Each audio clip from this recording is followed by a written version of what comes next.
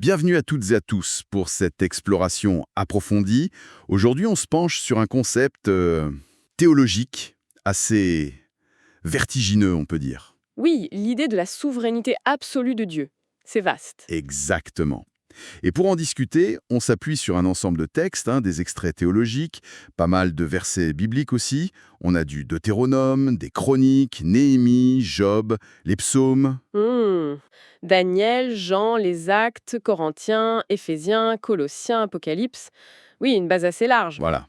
Le but ici, c'est pas de faire un cours magistral, mais plutôt de décortiquer ce que ces sources spécifiques nous disent. La mission, si on veut. Hmm. C'est de comprendre l'idée centrale qui revient tout le temps. Que tout, absolument tout, existant ou non, appartient à Dieu et dépend de lui. Totalement. C'est ça.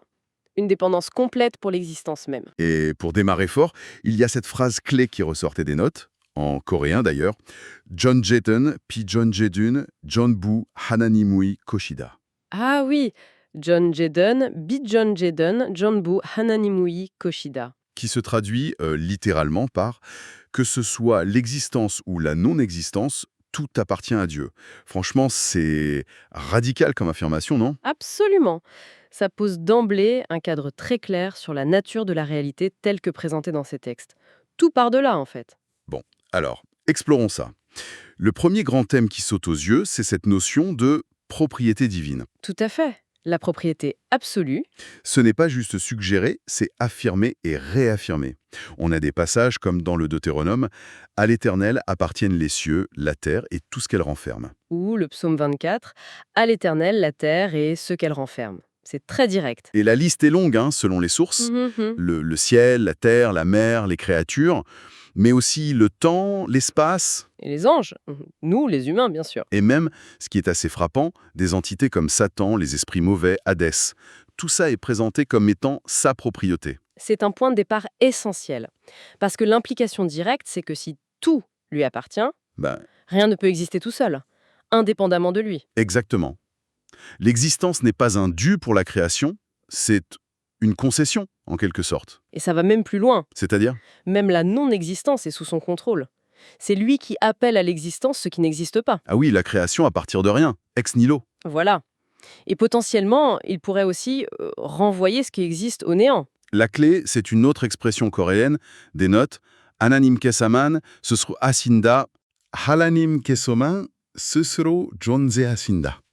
Qui veut dire, Seul Dieu existe par lui-même. Son existence à lui, elle est inhérente.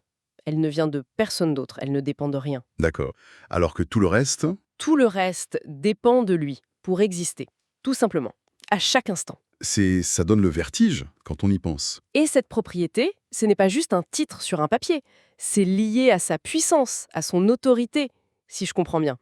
On a 1 Chronique 29 qui dit Oui, c'est de toi que viennent la richesse et la gloire, c'est dans ta main que sont la force et la puissance. « La domination découle de la propriété Donc posséder tout, c'est aussi avoir le pouvoir sur tout. ». C'est l'idée.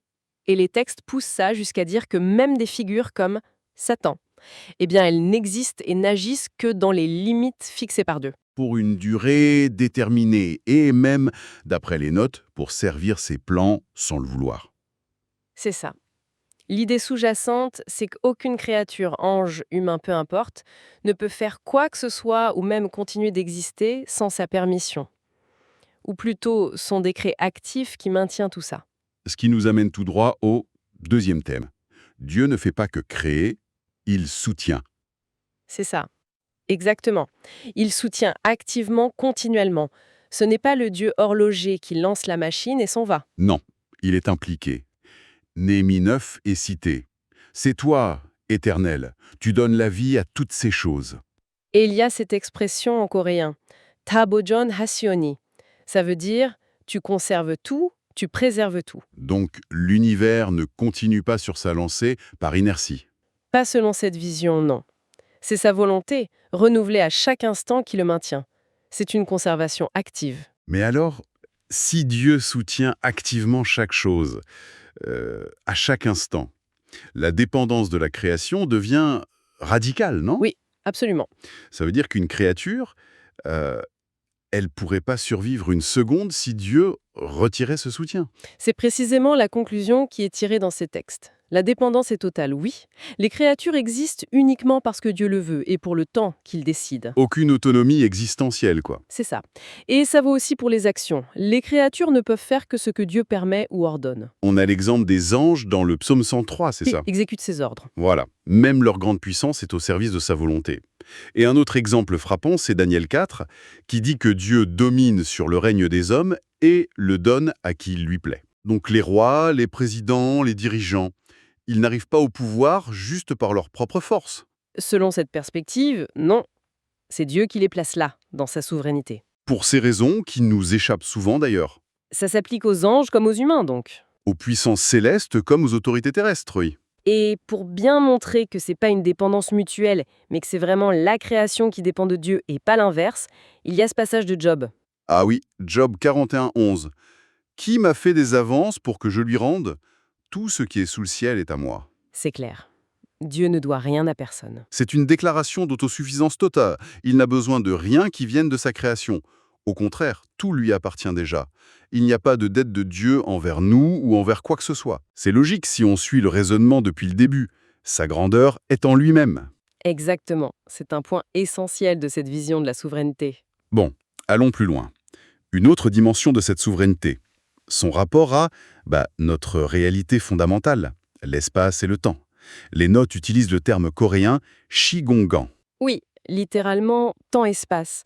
Et les textes bibliques, comme Acte 4 ou Apocalypse 4, disent clairement que c'est lui le créateur de cet espace-temps. Il l'a créé, et comme on vient de le dire, il le soutient, il le maintient activement. Mais il n'est pas juste le créateur et le mainteneur. Si, il est en dehors, au-dessus. C'est ça. Il le transcende.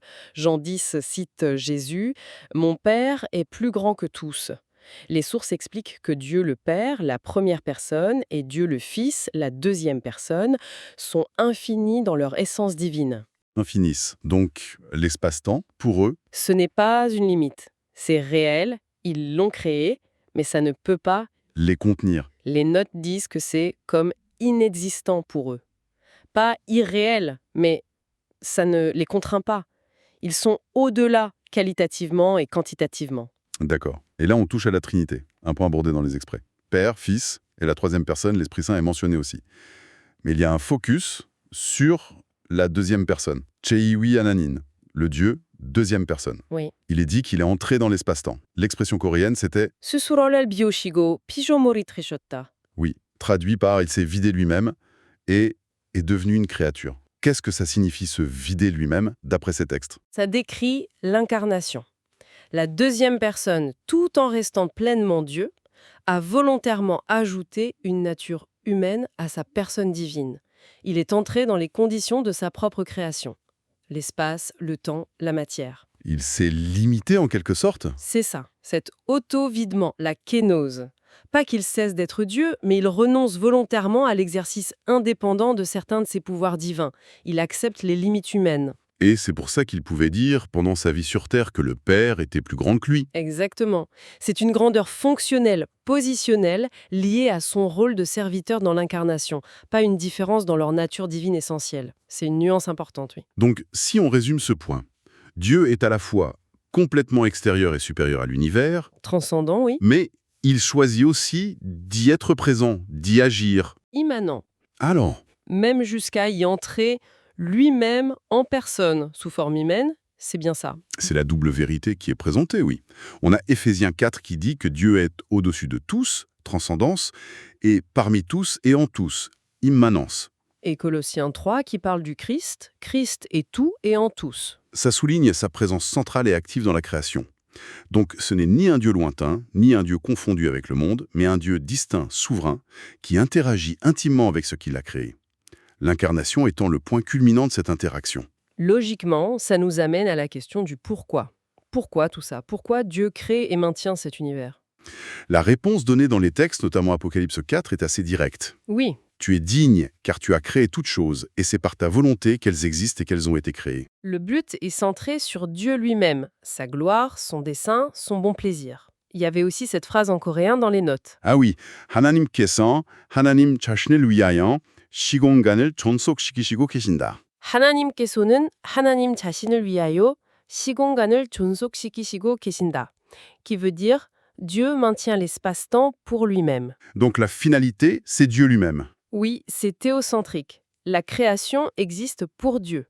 Mais attention, il y a une nuance importante aussi soulignée. Laquelle? C'est que, bien que Dieu soit digne d'amour, d'adoration, d'obéissance, il est précisé 하나님께서는 강제하시지 않으신다. 하나님께서는 강제하시지 않으신다. Dieu ne force pas. C'est ça. La démarche décrite n'est pas celle de la contrainte. Au lieu d'imposer l'adoration mécaniquement, Il fait quoi alors? Il se révèle, il explique, il montre pourquoi il est digne de cette réponse. Il expose sa nature, sa puissance, sa bonté, pour susciter une réponse qui soit idéalement volontaire, basée sur la reconnaissance de sa valeur. Mais là, il y a une tension, non? Si sa souveraineté est si absolue qu'il contrôle tout comme on l'a vu, comment ça s'articule avec une réponse volontaire? Ah, c'est la grande question. Si Dieu ne force pas, mais que tout dépend de sa volonté, où est l'espace pour un vrai choix de notre part? Est-ce que les textes en disent plus là-dessus? C'est clairement une des tensions théologiques majeures. Les extraits fournis affirment les deux choses en même temps. La souveraineté totale de Dieu et la responsabilité de la créature, l'appel à une réponse volontaire. Ils ne résolvent pas la tension, mais ils la posent. Exactement. Le fait même que Dieu choisisse de révéler et d'expliquer plutôt que de juste contraindre, ça suggère que la relation voulue n'est pas mécanique. Il y a une place pour le dialogue, la compréhension, la réponse de la créature. Mais comment concilier les deux parfaitement? Ça reste souvent présenté comme un mystère, mais les textes insistent sur les deux sont vrais, le contrôle souverain de Dieu et l'appel à une réponse personnelle significative. D'accord. Alors, si on devait synthétiser tout ça, le message clé qui ressort de cette exploration, Je dirais la synthèse, c'est que selon ces sources, la souveraineté de Dieu est totale, absolue. Elle englobe tout, l'existence, la non-existence, la création, le maintien de chaque chose à chaque instant. l'espace, le temps, les créatures visibles, invisibles, Oui, même celle qui s'oppose à lui temporairement. Tout lui appartient, tout dépend de lui. Radicalement. et ce n'est pas juste une question de force brute, Non. c'est lié à un dessein, à sa gloire. Et ça s'exprime par une révélation qui appelle une réponse d'amour, d'adoration, basée sur sa valeur reconnue. Ok. On a donc vu sa propriété sur tout, sa puissance qui crée et soutient, sa nature transcendante et immanente, et le but final orienté vers lui qui appelle une réponse. C'est une bonne synthèse, oui. Peut-être pour finir, une dernière pensée, une piste de réflexion qui découle de tout ça alors. Oui, peut-être. Si on prend vraiment au sérieux cette vision d'une souveraineté divine aussi complète, où Dieu possède tout, maintient tout et permet même temporairement le mal, la souffrance, comme l'existence de Satan, dans son plan. Mhm. Qu'est-ce que ça change pour notre compréhension de concepts qui nous tiennent à cœur? Comme quoi, par exemple? Comment ça façonner notre idée de l'autonomie personnelle? Du libre arbitre, justement. Comment interpréter le mal, la souffrance dans un monde dirigé par un Dieu souverain et bon, selon ces textes? Question difficile. Et puis, finalement, quel sens, quelle valeur peut avoir une vie individuelle dans une réalité qui fondamentalement appartient entièrement à Dieu et n'existe que par sa volonté et pour lui? Ce sont de sacrées questions, effectivement. Voilà, ce sont des pistes de réflexion personnelle, je pense, que cette exploration de la souveraineté divine, telle que vue dans nos sources, nous invite à méditer. Et c'est sur ces questions ouvertes, qui vont bien au-delà de notre discussion d'aujourd'hui, qu'on termine cette analyse. Merci de nous avoir suivis dans cette exploration. Merci.